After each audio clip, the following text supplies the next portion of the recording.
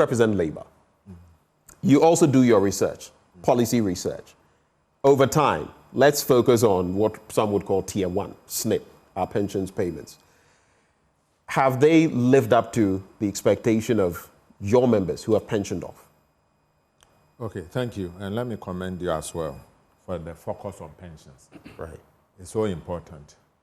They have not lived up to our expectations if you focus on SNP. And of course, there are many issues about pension beyond SNP itself, and we may have time to talk about those issues. When I say they have not lived up to expectation, there are a few indicators.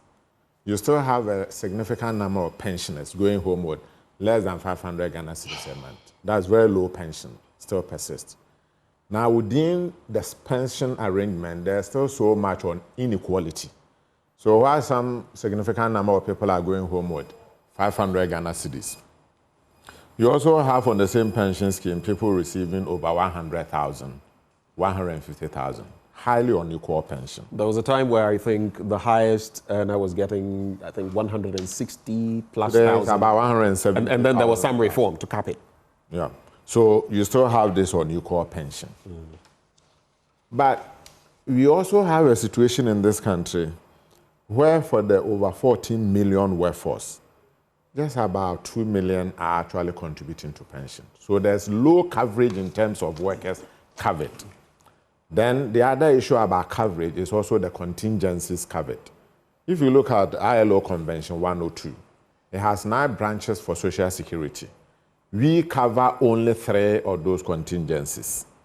And that has to do with old age pension, invalidity pension, and survivor's pension. The other contingencies, such as unemployment insurance, for example, or maternity leave, are covered as employer liability. And if you take maternity leave, it's having a serious implication for young people getting into employment. If I should employ you and then within 2 or 3 years you come with maternity concerns, it means that the private employer will have to take care of that. In some countries, it is not like that.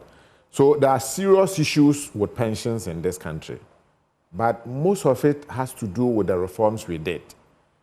And it also has to do with the fact that SNP and its management of our pension resources have not been the best. And I don't need to elaborate. All the things we have known about SNP over the last few years illustrate clearly that pension fund management is a serious problem in this country.